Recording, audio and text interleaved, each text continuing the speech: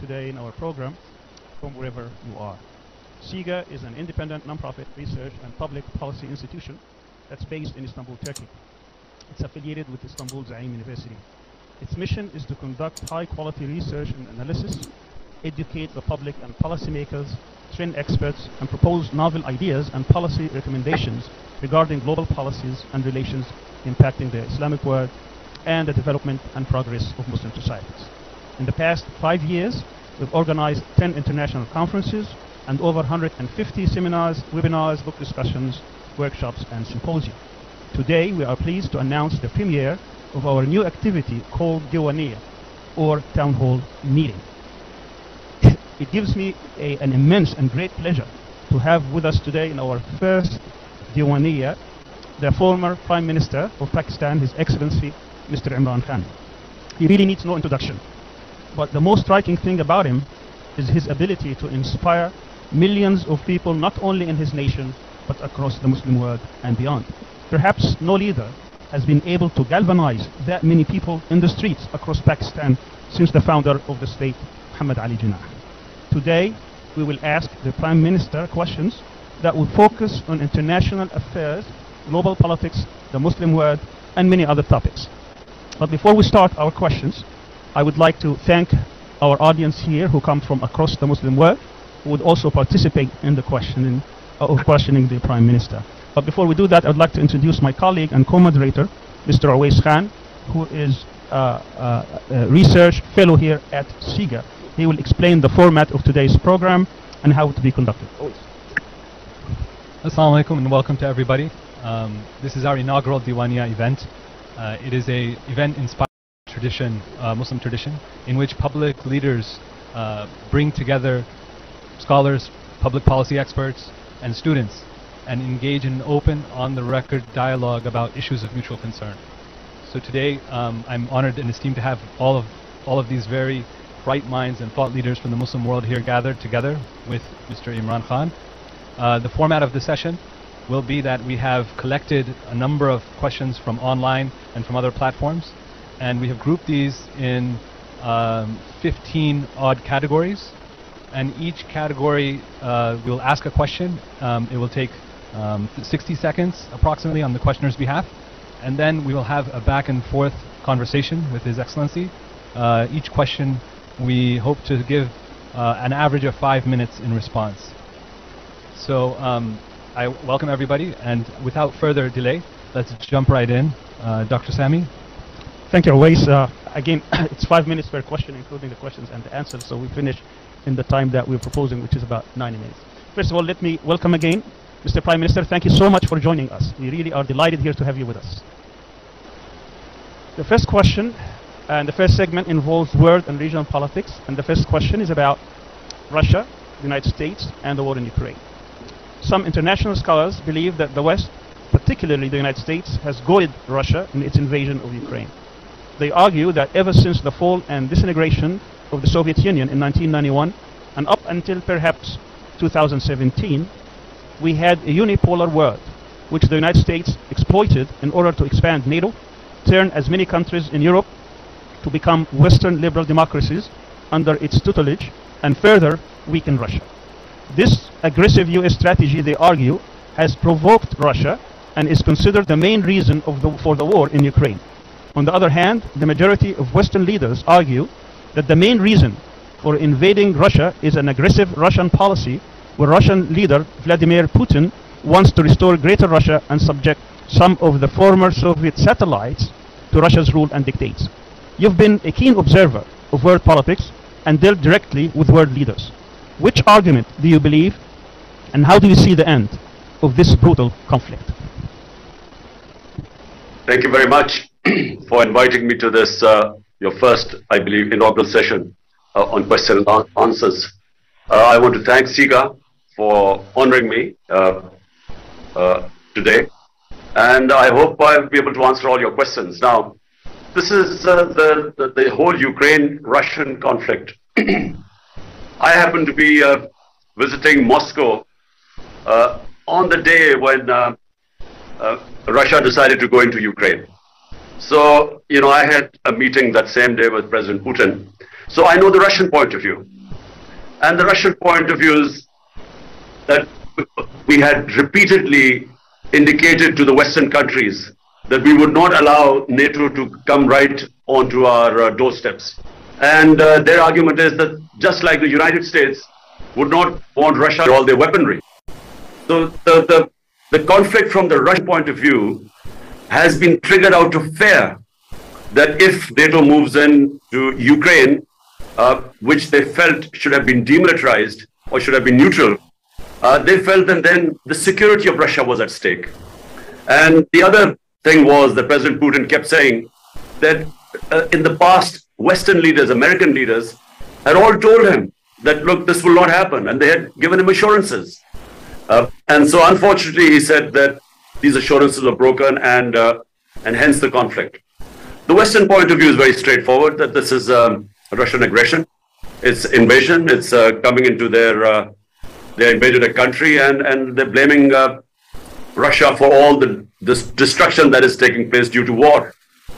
So now my point of view, I basically feel that countries like Pakistan, we should not become partisan in this.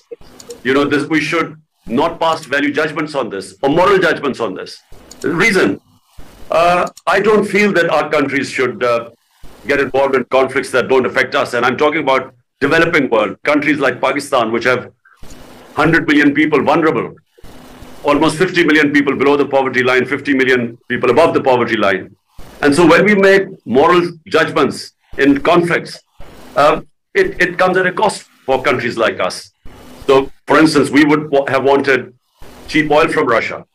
We would have wanted wheat 2 million tons of wheat from Russia. A gas pipeline was arranged with a Russian company. So all that gets affected the moment you take sides. And, you know, our neighbor India, which is a part of the Quad, which is a strategic military, economic military alliance with the United States, India abstained in this because they too felt that they needed cheap oil from Russia.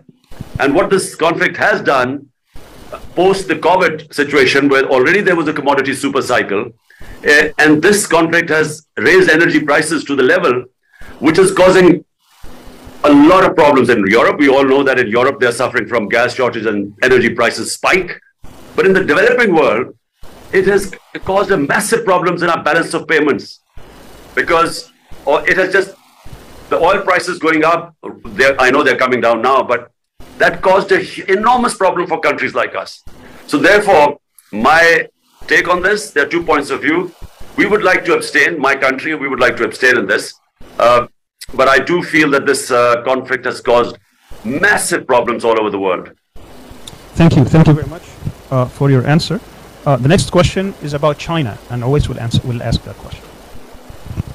Keeping with our theme about world and regional politics, we'd like to stick with talking about the great powers. For the past 3 decades, the power of China has been on a steady rise economically, military and technologically, among other spheres. It has certainly become a world power. Pakistan has also been one of its major partners, not only economically but also geopolitically. How will Pakistan maneuver between China and the United States, particularly in growing US pressure on Pakistan to take sides? How do you envision the role of China in a multipolar world and in competition with the US? Well, OS, the problem is that, you know, when we are countries, again, I'm sort of falling from your first question, when we are weak countries, we developing countries are pushed to take sides. And I feel that Pakistan should not take any sides. I'm talking about our country. Because, you know, why do we have to take sides? Pakistan should have good relationship with both China and with the United States. Similarly, I feel with Russia and the United States. For instance, that's the policy of India. I must say that I've always admired the way India remained non-aligned during the Cold War. I thought it was a sensible thing to do. I mean, when you become part of a bloc, that means that the whole other bloc is excluded from you.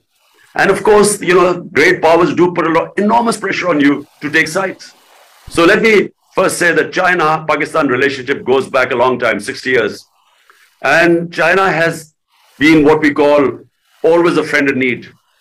China has stood by Pakistan, you know, whether it is on international forums, on politics. For instance, Kashmir is an issue. A United Nations resolution on Kashmir stating that there should have been a plebiscite in Kashmir for the people of Kashmir to decide whether they wanted to be with India or Pakistan. And that right was not given to them. But hardly any other country stands with us. China has always stood with us, and I must say, Turkey has stood with us. But even Muslim countries, despite knowing the injustice going on in Kashmir, just like in Palestine, they do not stand with us. Which is, by the way, one of the reasons I feel that when we are told to take sides in a conflict like Ukraine, why should we? When things that are important to us, the Western countries don't take a stand or moral stand on it. And so I feel that, I think we should be non-aligned in this. We should be neutral. We should be friendly with both. But about China, I have seen the development of China in the last 30 years. And I must say, what they have achieved there is no precedence in human history of what China has achieved. They have lifted 700 million people out of poverty in the last 35, 40 years. It's never been done in human history. And when you go to China, the rate of their development is phenomenal. And I just do not think that Western countries will be able to compete with them. Because, the electoral politics, it has its limitations. I mean, the amount of maneuvering a democratic government which comes about through electoral politics, you have a lot of limitations. In China, what is considered national interest, the people stand with the government. And what they managed to do, like for instance, shifting populations, I don't think that can happen in Western countries. So I just don't think that the other countries will be able to stop the growth of China. Their system of meritocracy. I visited China and I saw the way they bring up all their talent. And then their single focus, long-term planning. I haven't seen such long-term planning in most countries. Certainly countries like us, which every 5 years are supposed to have elections. So very rarely governments plan beyond 5 years. But in China, they have just planned so far ahead. And then they single-handedly pursue their goals. And I feel that, China is going to be I think it will leave everyone behind. Thank you very much, respected Chairman. I cannot leave the issue of China aside as a Muslim think tank and not raise the plight of the Uyghur Muslims. On a lot of issues, Muslims around the world are concerned about the events that are happening in Xinjiang. Pakistan has been a champion of Muslims all around the world. How do we hold both of this in tension?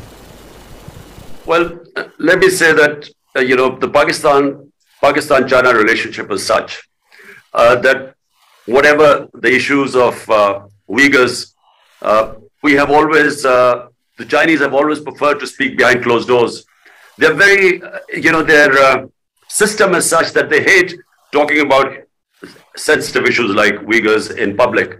So we've had discussions with them and they give us a different side of their story, and there are always two sides of the story.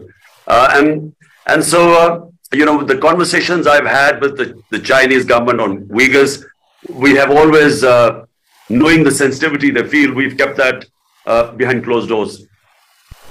Thank you so much. I want to now ask one of our members here to direct the next question. Let me introduce Dr. Mubin Shah, who is the head of the Istanbul Kashmir House. Dr. Mubin Shah.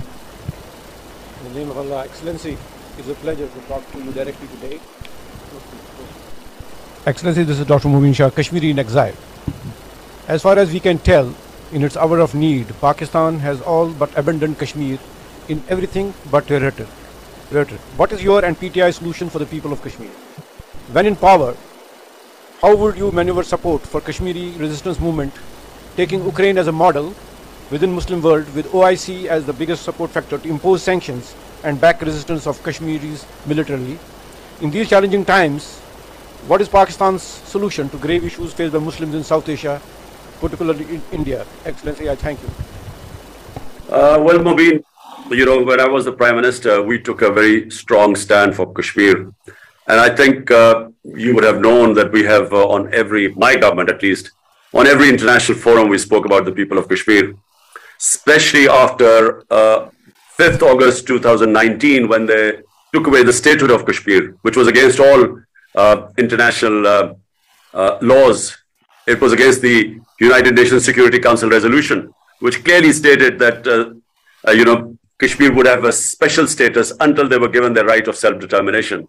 So without giving them the right of self-determination, they took away their statehood. So we stood with the people of Kashmir and we broke all relationship with India.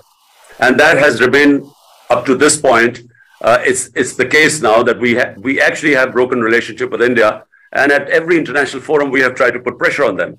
Now, apart from that, what else can we do? Give them moral support them everywhere. But when you say, I don't know what you mean. I mean, do you think we should militarily go into Kashmir, which is obviously clearly not an option? There are two nuclear armed countries. It's not a Ukraine type situation.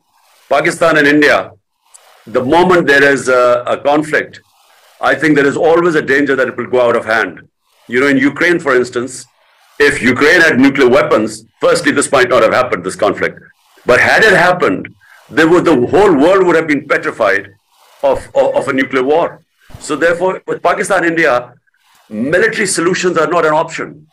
Short of that, what else can we do? Well, raise it on every forum, and it has cost Pakistan quite a lot by breaking away all diplomatic relationships with India since 5th August 2019. So what kind of words of hope can you give the people of Kashmir? Because this is a very bleak picture right now. It's, you know, circumstances always change. I am a firm believer that, you know, you just keep pressure. People of Kashmir have patience. They have given tremendous sacrifices. Almost, 100,000 Kashmiris have been martyred in the last 30 years or just about 40, or around about 40 years. But, you know, they're resolute. They're not giving up. And this will, sooner or later, the Indian government will have to restore their rights. At the moment, the people of Kashmir are just deprived of all rights. And what the Indian government hopes to do is to alter the balance, the demography of Kashmir by settling in non-Muslims into non-Kashmiris and Muslims into Kashmir. And what they hope is that eventually the balance will be changed, and when they have elections or plebiscite, there will be more non-Muslims who will then vote for India. So this is the game plan for India, but it's not working because the people of Kashmir have not given up.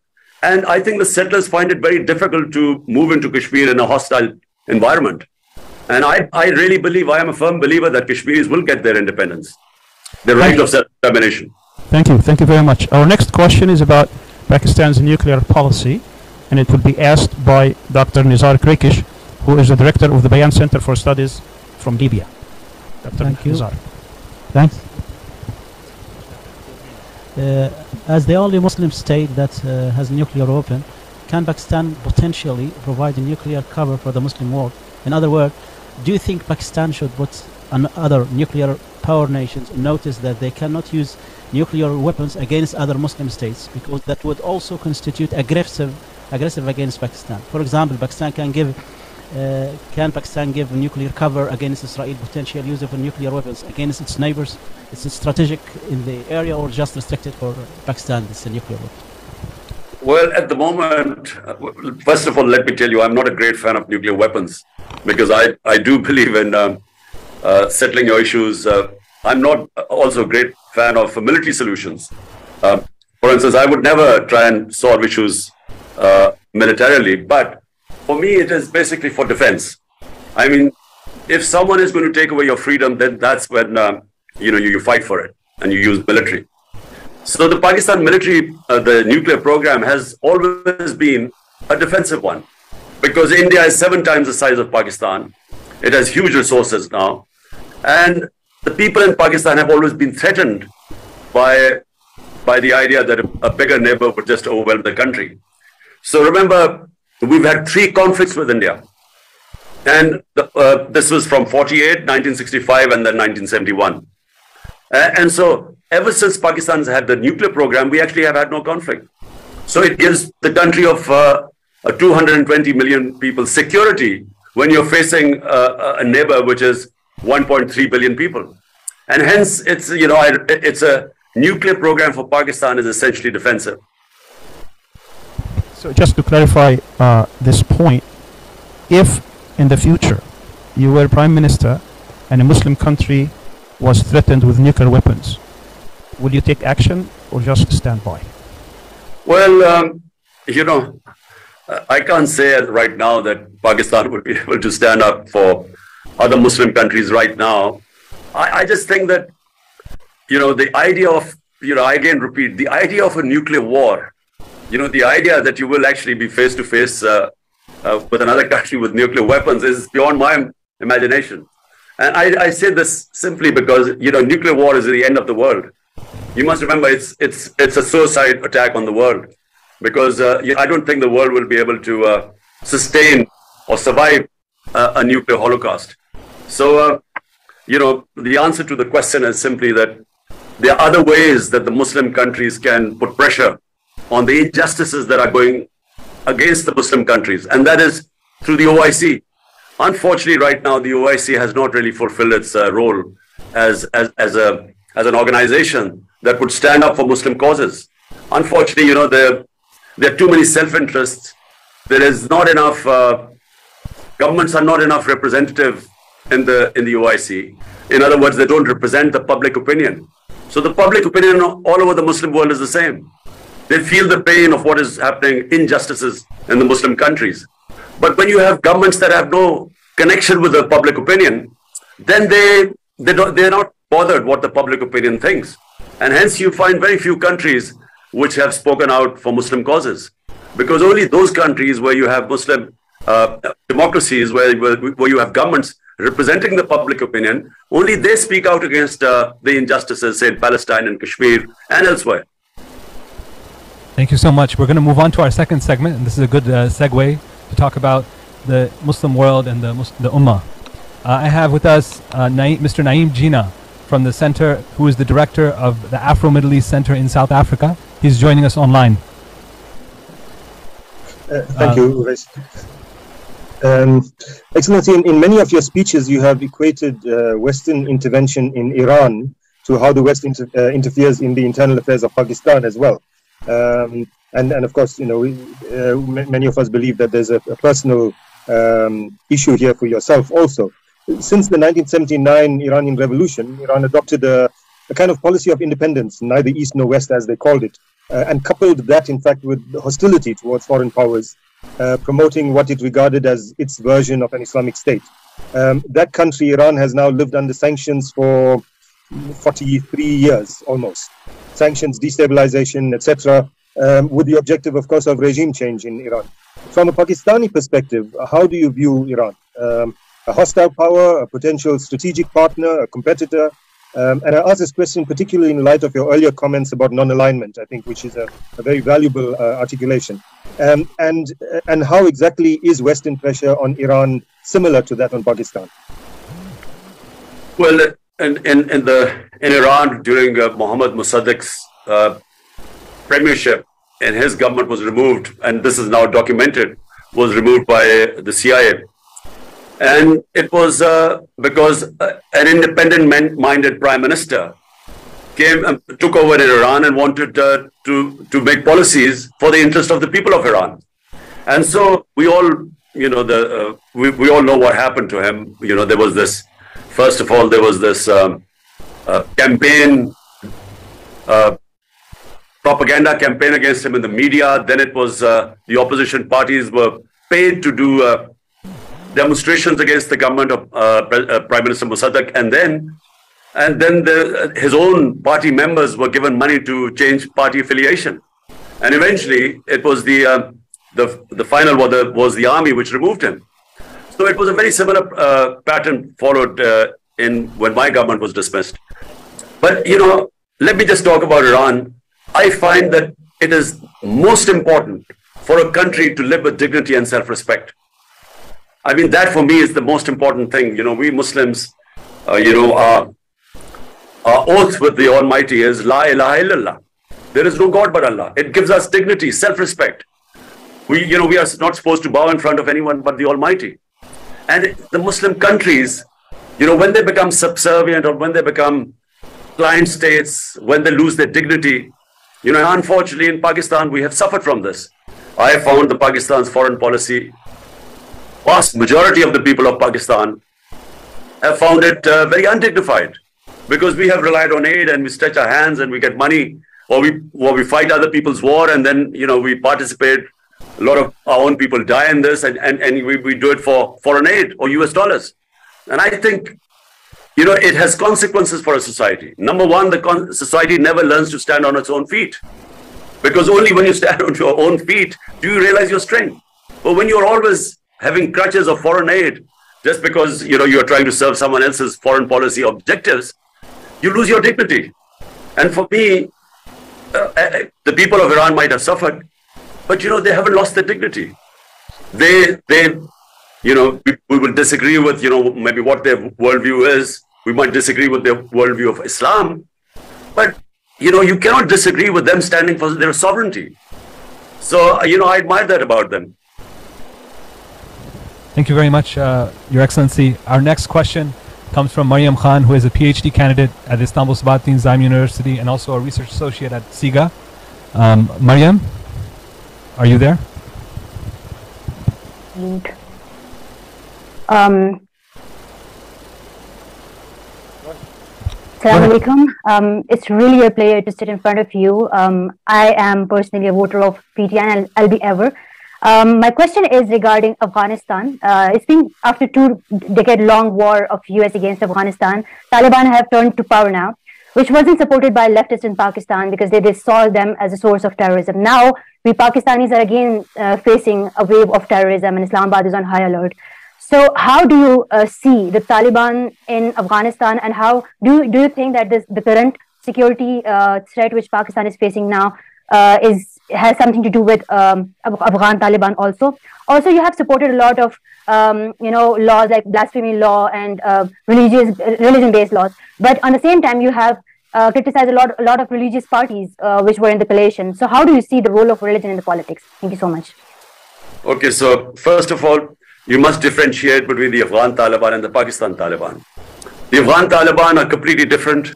Their aims and objectives are completely different to the TTP, which is the Pakistan Taliban. Who were the Pakistan Taliban? When the Afghan Jihad was conducted from the soil of Pakistan, it was conducted to what was called the tribal areas of Pakistan, or FATA. Now, these were areas adjoining the Afghan border. And all the sort of incursions into Afghanistan by the Mujahideen were from the tribal area. And a lot of the fighters also from Pakistan were from the tribal areas. And there were Pashtuns, which were the Pakistani. You must remember, Afghanistan is 50% Pashtun, and 2/3 of Pashtun live in Pakistan. And most of them along the border, the eastern border of Afghanistan. So therefore, there was a lot of Pashtun sympathy for the Afghan Jihad. So hence, from the tribal area, the border adjoining Afghanistan, that's where the fighters used to go in, and the Mujahideen used to operate.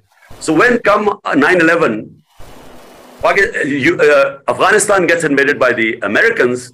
Now Pakistan government took the stand, which I opposed. We should have stayed neutral. They started supporting the US war on terror.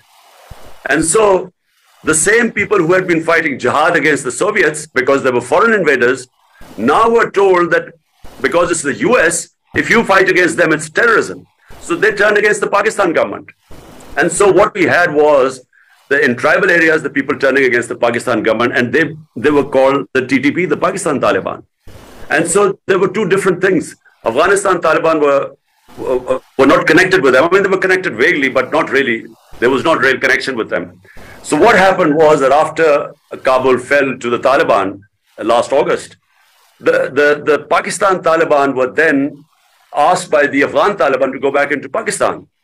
And unfortunately, that was a great time for us my government was already negotiating with them so that we would do a resettlement of these people, because there were about 40,000 people which were moving into Pakistan, amongst them about 5,000 to 10,000 fighters, but their families too. So unfortunately, when my government went, the eye was taken off the ball, and the new government and the setup, the military establishment did not pay enough attention to what was happening with the resettlement of the Taliban coming in. And so therefore we have this wave of terrorism coming in now, and this is all along what was the former FATA, the former tribal areas, because they've got merged into Pakistan. So we have a wave of terrorism in Pakistan right now, and this needs to be dealt with before it goes out of hand. Now I come to what you're talking about, religious parties and religious laws. Look, let me first tell you about the blasphemy law. the blasphemy law was not made by Pakistan, it was made by the British when they were ruling India. And the idea of the blasphemy law was that if one religious community, and remember there were multi-religious communities living in villages. There were Hindus, there were Sikhs, there were Muslims, there were Christians. So if one religious community said something which was derogatory against another religious community of a sacred entity, so there would be riots, there would be a lot of people killed. So the British then brought in this blasphemy law that you were not allowed to say anything derogatory about any religious entity of any other religion. That's how it came about, to stop riots. So therefore, rather than there being lynching crowds and lynching mobs going on and killing people who thought that their religion blasphemy had been committed against them, now it was an offense, so you had to actually go to court to prove that. So that was to stop mob violence, lynching crowds.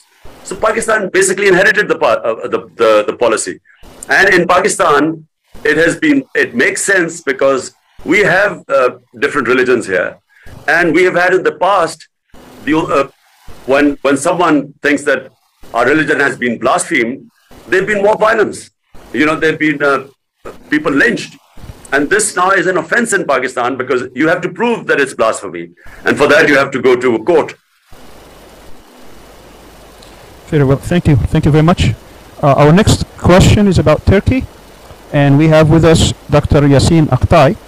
Dr. Aktay is a professor at Bayezid Yildirim University, and also he is a former member of parliament and widely known here in Turkey. Dr. Aktay. First of all, thank you very much for sharing your very, very valuable perspective with us, and thank to SIGA for gathering us together in this platform. For the past 2 decades, Turkey has become an important and rising power, not only in its region, but also in the Muslim world. I think you can share this idea. The relationship between Pakistan and Turkey is the lasting legacy of Pan-Islamism. The story is well known, as you know. Muslims in the subcontinent supported the Turkish people with their bodies and wealth during the height of colonialism. But in reality today, the Turkish-Pakistan relationship is a failure from many angles. The historical nostalgia has been manipulated by NATO interests, as it was dominated and controlled by the military through the Cold War years. Today, it has resulted in nothing tangible. No visa-free travel, no free trade agreement, no military alliance, no free technology transfer agreement, no people-to-people cooperation, etc. Now my question is coming. Do you feel Pakistan has benefited from Turkey's rise? And if so, how? And do you envision a strategic partnership beyond rhetoric between the two important Muslim states? And lastly, what other Muslim states do you see as strategic partners to Pakistan? Thank you. Well, first of all, let me say that there's a people-to-people relationship between the people of Turkey and Pakistan. And this, again, what you quite rightly pointed out in history, was at a time when in Turkey, the Western powers or European powers were about to take over in the 20s or late 1919s and 1920. At the time, we were fighting. A lot of the Muslims of India and what is now Pakistan collected a lot of money, and they gave they were standing with the people of Turkey, and I think that's what is remembered in the Turkish mindset. So the relationship is very deep. When I became the Prime Minister, with President Erdogan, I had a very good relationship, and we were trying our best to further our contacts. I was only in power for 3.5 years. And in that time, unfortunately, Corona came in. The 2 years were basically 1.5 years were lost in the coronavirus. And so for our first year, we had a bankrupt country, so we were trying to be solvent. So basically, in the last couple of years, we were trying to form what you call trade relationship. We had a committee formed by the president, dealing with the committee formed by me in Pakistan to further our contacts, our relationship. It was quite a relationship which covered a wide area of things. And unfortunately, when my government was removed, we were just deepening our relationship, and there were various political crises which kept coming on the way. And but I do feel that for the future, the relationship with Pakistan and Turkey will grow. Look, Pakistan has gone through a bad period in the last 30 years. We have, we lost our momentum of growth. Pakistan just did not live up to its economic potential. We had two terrible governments of two political families who ruled us for 30 years. And they're still here. They've been in power for 8 months. And they have basically run this country into the ground. So Pakistan in the 60s was one of the fastest growing economies in the world. And especially the developing world, Pakistan was given as an example. A lot of countries followed Pakistan's model in the 60s. Malaysia, South Korea, we were considered a model. And as I said, unfortunately, in the last 3 decades, we lost that momentum because, we had very poor governance. So looking ahead, I think Pakistan and Turkish relationship has tremendous potential. And we were discussing, there were a lot of mutual areas which we could benefit each other, because there's a lot of strengths in Pakistan which are still, we have potential, but we haven't realized them. But in Turkey, we were working out on how mutually we could benefit each other through trade. Thank you very much. I can't leave this without mentioning that you and President Erdogan, and I believe also the President of Iran, were talking about how to confront Islamophobia. Say, in 1 minute, what project do you think the 3 countries should embark upon to confront this rising problem of Islamophobia? You see, Islamophobia, let me just give you a quick, I'm just going to be very quick about this. This all started when the Iranian Revolution took place. There was a fear in the Western countries that all Muslim countries will be taken over by Islamic revolutions. And so they divided the Muslim world between moderates and fundamentalists. And in 1989, when Salman Rushdie, or sometime then when Salman Rushdie wrote that book, Satanic Verses, there was a wave of anger in the Muslim countries. The West could not understand why were the Muslims so upset, because they, especially Europeans, their idea of religion or the way they treat, for instance, Jesus Christ, is completely different to the way Muslims love and respect and revere our Holy Prophet Muhammad, peace be upon him. And they couldn't understand this. And the Muslim world never explained to them why were they so upset. And so that added to this suspicion about Islam. And then, of course, 9/11 took place. So after that, Islam was equated with terrorism. For somehow, suicide attacks were only by Muslims, because we were supposed to be these radical people. And unfortunately, the worst role was played by the heads of Muslim states. Everyone, rather than trying to explain to the Western countries that, look, radicals, moderates, and liberals are in every human community. There is no such thing as radical Islam or Islamic terrorism. These were terms given to create the impression that somehow terrorism and radicalism was connected with Islam. And the Muslim heads of state were so keen to become all moderates and liberals just to please the Western countries, they never explained to them that there is only one Islam, and that is of Muhammad sallallahu alaihi wasallam. And unfortunately, we never ever helped fight Islamophobia. We never, by never explaining anything to them. So Muslims in Western countries suffered a lot after 9/11, because, as I said, Islam was equated to terrorism. And there was this radical Islam. Muslims kept saying, we're all against radical Islam. But how was the man in the West ever supposed to understand the difference between moderate and liberal Islam? So they thought of all of Muslims as terrorists. So now what needs to be done is that OIC must take the premier role in this to explain to Western countries. They must form a body of scholars which will be able to speak to the Western countries in their own language. So to make them understand, the differences, what causes problems between and what causes Islamophobia. And I feel that can be done. And I also feel that, Al Jazeera, TRT, channels that can sort of give the Islamic version to the Western countries are very important. They need to have material which will explain to the Western countries about Islam. Majority of the people in the West do not understand Islam. And the problem is that it can be manipulated by those people who are anti-Islam. So they can manipulate this ignorance against us. And that's why it is very important, communication through media, and OIC should take responsibility for this. Thank you so much. I want to remind all the participants that we need to move faster because the time of the chairman is quite precious. The next person we have is Nasr Zaman Naeem. He is the head of the Bangladeshi Student Association in Turkey and also a PhD student at Istanbul Spartan Zaim University. The floor is yours. Thank you, Mr. President. Thank you, Mr. Moderator, for giving me the opportunity. As we are talking about the Ummah today, let's turn to an issue closer to home. As we all know that both Bangladesh and Pakistan contains a significant proportion of Muslim population in the world today. But it is unfortunate and it is apparent that the relationships between Bangladesh and Pakistan are not good. So why is this the case in your opinion?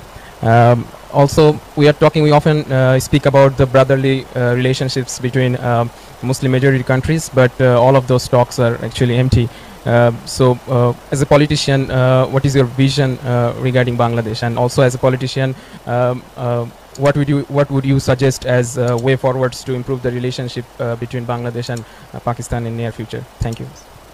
Well, first of all, the reason why our relationship has not grown or improved is because of sadly the events of 1970-71, when the ruling party, the party that should have been given government, the majority party was not given, was not allowed to have its mandate and form government in Pakistan. And that led to the breakup of Pakistan and the formation of Bangladesh.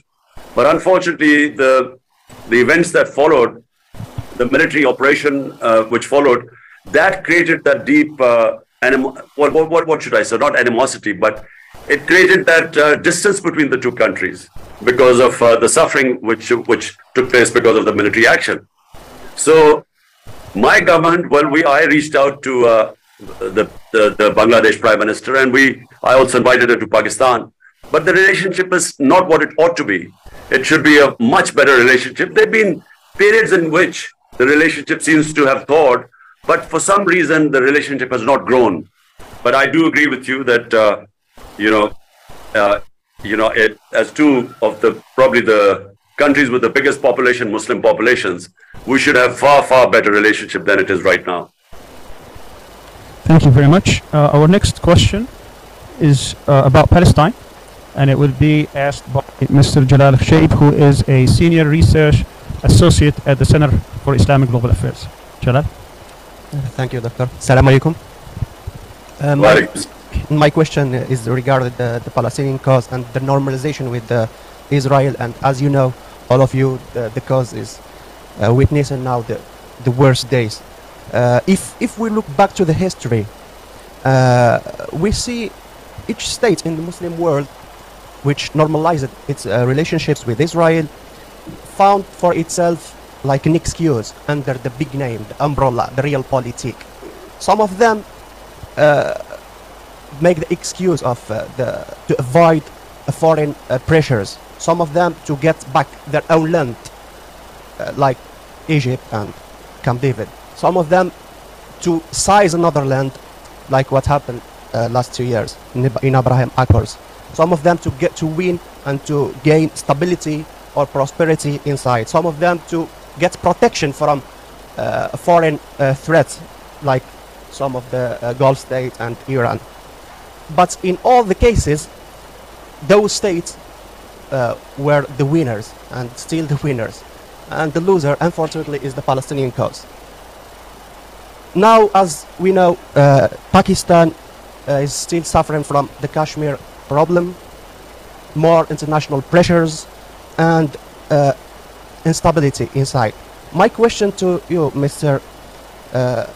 Imran Khan, can you assure millions of Muslims and people across the world that Pakistan, under the leadership of Mr. Imran Khan, will never sacrifice Palestinian rights and Jerusalem, and will never normalize the relationships with the Zionist state under any excuse? Thank you. Well, you know, the founder of Pakistan, who we call Quaid-e-Azam, the great leader, he in 1948 gave a statement on Palestine, and he spoke about the injustice which was being done to the people of Palestine. And he was very clear that Pakistan would not accept or would not recognize Israel as long as the people of Palestine were not given justice. So that has been basically the line of all Pakistani heads of state since then. And secondly, we have the issue of Palestine is almost exactly the same as the people of Kashmir. So the moment we give up, our principled stand on the recognition of Israel, means that we give up on Kashmir too, because the issues are more or less the same. The United Nations Security Council resolutions, which are more or less the same on Kashmir as well as Palestine. And if we say that the moment we recognize Israel, then we have abandoned the people of Palestine for them to get a just settlement for a homeland. And then we cannot take a stand for the people of Kashmir either. So therefore, I don't think any Pakistani head of state will ever recognize Israel, no matter how tempting it is, because Israel is powerful in the sense it has huge influence in the United States. So United States being a superpower, every country wants to have a good relationship with them. So the temptation is that if you recognize Israel, you will have a good relationship with the US. But the problem in Pakistan is that it's a democratic country, and anyone who wants to go to the people, he knows that the public will never accept any head of state who's recognized Israel. Thank you very much. We have 3 short questions, if you may. Thank you very much for staying with us. The next one is going to be Salman Sayyid, who is professor at the University of Leeds. And he is with us online. Very quickly, Dr. Sayyid.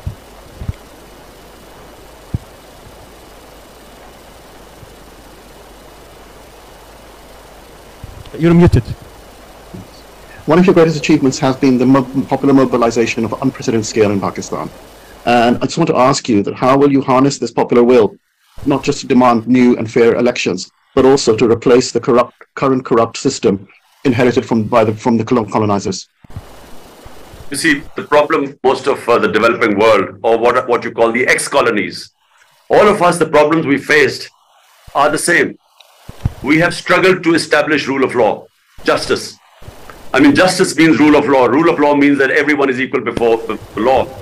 And when you have colonialism, basically the colonials are above law. And in Pakistan, unfortunately, and like most of the ex-colonial countries, when they got their independence, the rulers mostly took the role of the colonizers, and they put themselves above law. And so when you do not have rule of law, corruption becomes one of the biggest symptoms of lack of rule of law, because the powerful elite goes above law, and when they start making money, the state institutions cannot check the corruption. And that's how countries become poor, not because of lack of resources, but the corruption of the ruling elite.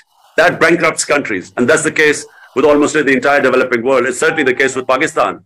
We suffer because after colonialism, either we had military dictatorship, half the time we were ruled by military dictators, and military dictators clearly, when they take over a country, when they decide to impose martial law, they break the constitution. It's against the constitution and the rule of law. But unfortunately, when we've had civilian governments, so-called democratic governments, they also have put themselves above law, and which is why they have been able to make so much money through corruption and take the money abroad. And it's the same story in almost all the developing world. What you have in the developing countries are the ruling elites siphoning off money and taking it abroad. And that's how, if you ask me, one reason why Pakistan, which was rising rapidly and could not achieve its potential, should have been one of the big economies in the world. One reason is that we just did not have justice in our country. We had the ruling elite put itself above law. And when you have ruling elite above law, when the powerful cannot be held accountable by your institutions of justice, then the country becomes a third world country. It becomes eventually a banana republic. Thank you so much. I want to quickly give the floor to one of our senior professors, Dr. Munzir Kahaf, who is a professor of Islamic economics here at Istanbul Sabahattin Zaim University. Professor Kahaf. Okay, thank you. Of course, I thank Siga, and I thank you, Mr. Former Prime Minister, for being with us. But I really, you mentioned about the miracle of China and other examples, and of course, things vary from one country to another. You can't really apply the same model in repeating it as it came from China, for instance. Now, what is your model? What is your program for economic development in in Pakistan, and especially I want you to also be a bit specific on a few points. How would you fight corruption that is not really among the elite, but it had reached even the smallest employee in government or in any corporation even? And also, how would you envision the new economy in Pakistan, development-wise and Islamization-wise, especially with the Supreme Court decision of elimination of interest? So okay. Let me just say that in Pakistan, if what I was trying to do when I was in power, but only for 3.5 years, and what I will again try and do, number one is imposing rule of law. Establishing rule of law is the beginning of prosperity. I believe that countries that are prosperous, if there is rule of law in a country, it cannot have poverty. If you look at the map, if you just look at the rule of law index all over the world, the countries which have a rule of law index above 80 or 90% are all prosperous, have no poverty. And most of our countries, I mean, if you look at Nigeria, Nigeria has the greatest amount of oil reserves in Africa, and yet it has huge poverty. But on rule of law index, Nigeria is 7%. So it is directly related. If you have rule of law, you have prosperity, because it unleashes the potential of a society. You have investment coming into your country. Investment always comes into countries which clean governance, and capital flies from countries which do not have a governance, which don't have rule of law, which have poverty. So number one, that is going to be the hardest thing to establish. Number one is rule of law, and rule of law will tackle the ruling elite. But Professor, your other 2 points, the verse in the Quran about Amar bil Maruf wa Nahi anil Munkar, which says enjoin the good and forbid what is bad. In other words, the moral society or the moral values of a society matter a lot, because when you make corruption unacceptable, when you stand up for the good, you know what? Strangely enough, some of the Western countries of Switzerland, Europe, Scandinavia, they actually work on Amar bil Maruf. The society rejects what is bad. The society fights. So corruption at the low levels can be fought and what we started in Pakistan was the teachings of the Holy Prophet, Sirat al-Nabi, because that's what teaches you ethics. And unfortunately, we haven't taught our children ethics through the Sirat al-Nabi, because the Prophet's life, the way he established the state of Medina, the way he raised the morality of the society, the way he established the rule of law by saying even if my daughter steals, she will be punished. That countries before you have been destroyed, where the powerful, when they stole, were not punished, and only the poor, weak crooks were punished. And this is, the problem, I repeat, not in Pakistan, all over the developing world. And next is education. You see, in Muslim societies, education has to be considered sacred, as it was at the time of the Prophet. We have not paid enough attention to education towards research and technology. And this is what I was trying to do in Pakistan. We were going to set up excellences of center in technology, because the future is technology. But eventually, a country has to be sovereign. I believe that a country must stand its own feet, have dignity and self-respect, and that's what gives it strength.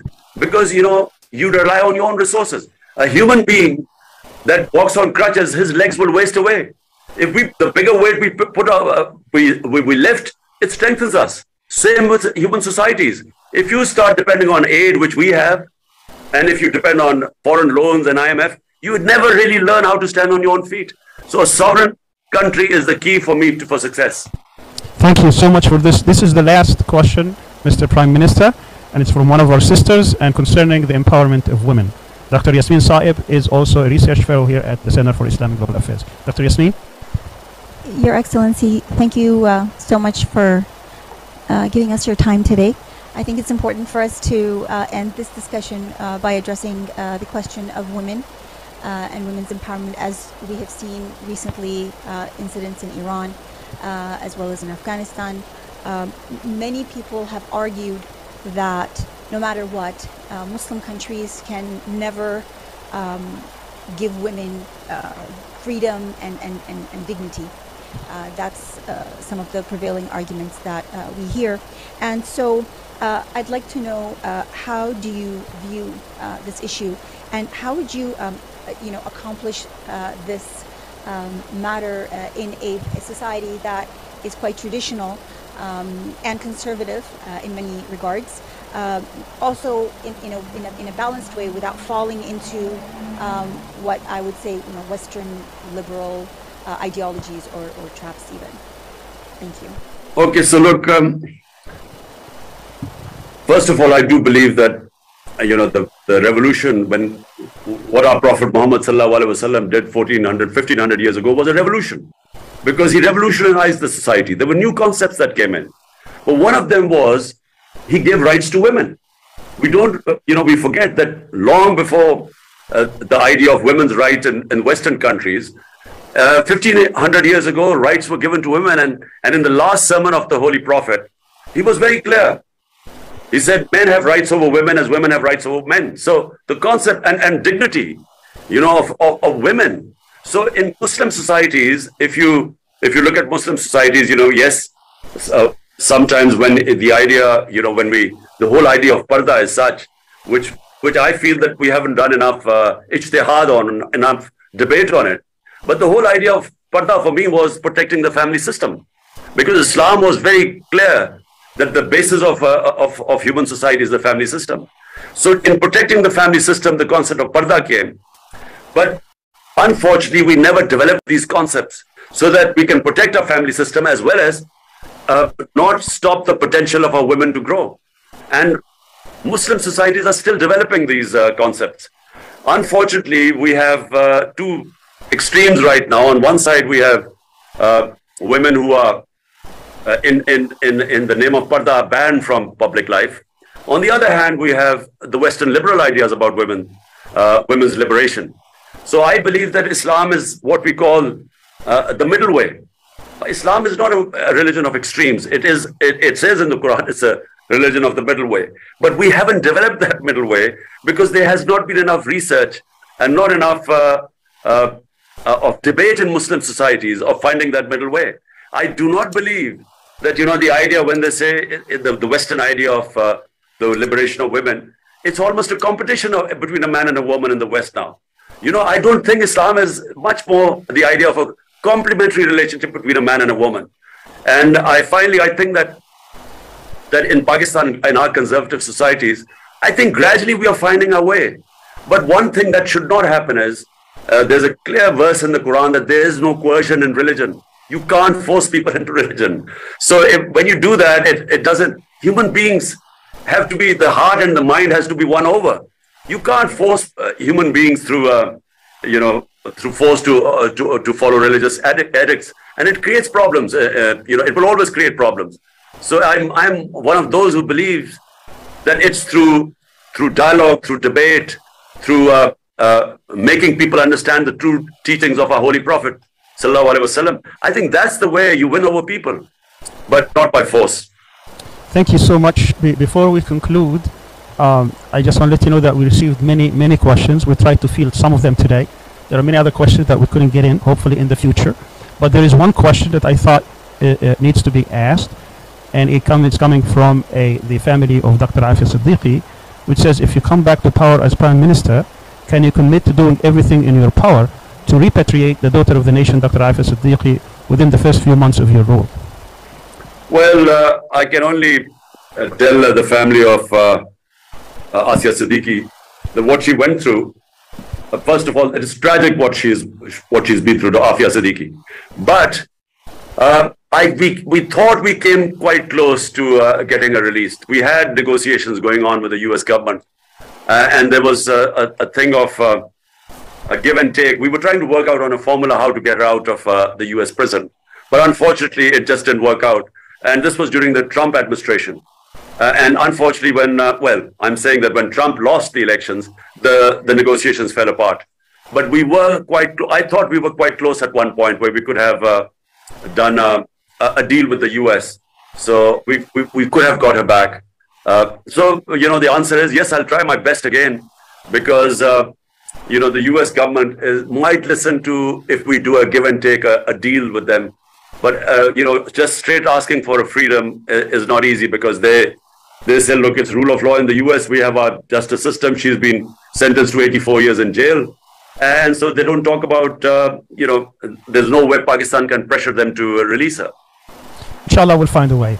I just want to thank you from the bottom of my heart for all your time. I would like to give you the final few moments for a closing statement.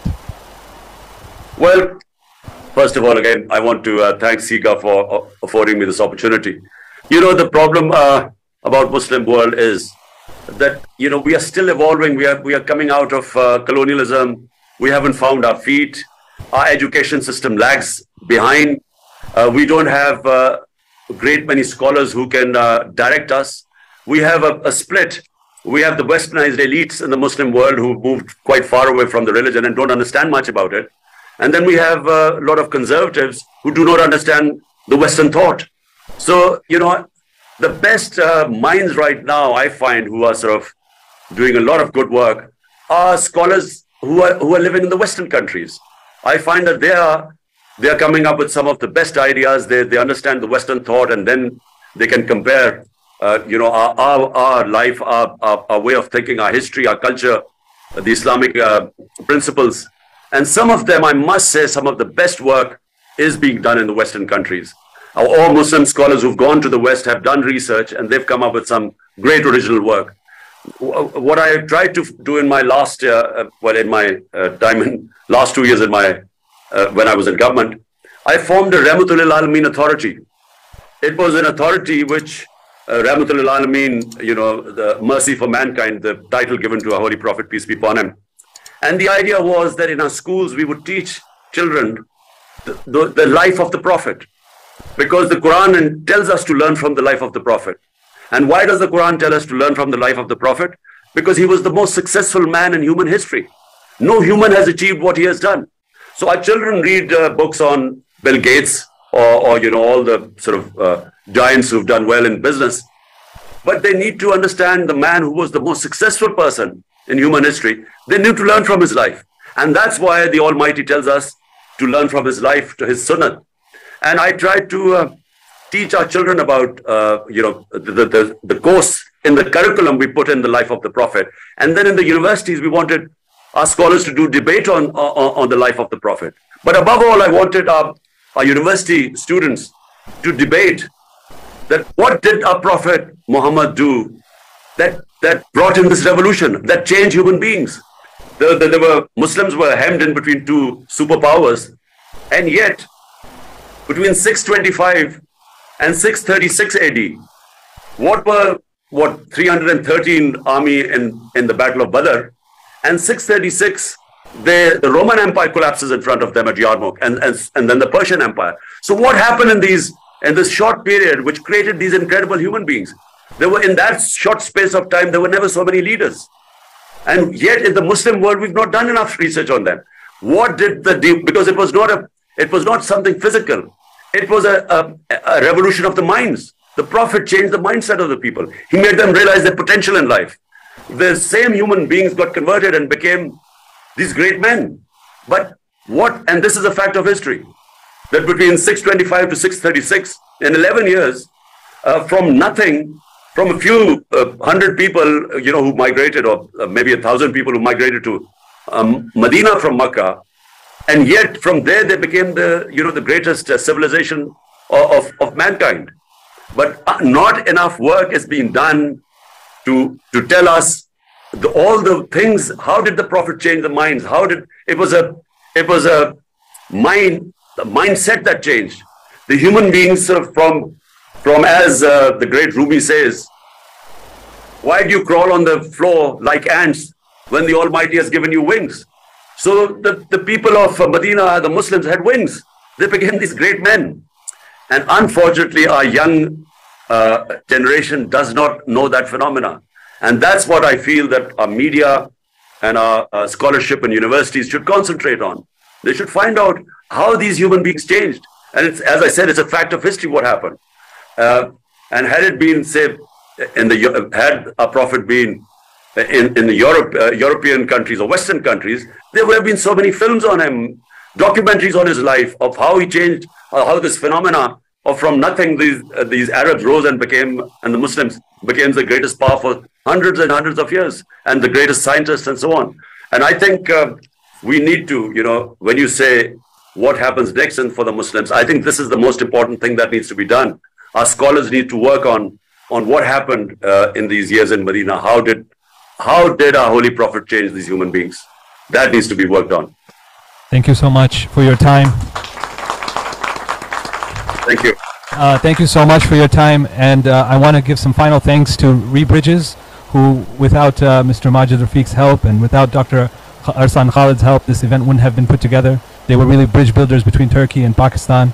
I also want to tell you that we've benefited a lot from your talk, and I think that you gave us a lot of insight into the future, but also I think we today gave you a chance to enter into Muslim history as someone who is the first Muslim head of state to be in a part of the Diwaniyah, which is the Islamic tradition, to sit with scholars, with people who are thought leaders, and think about problems together.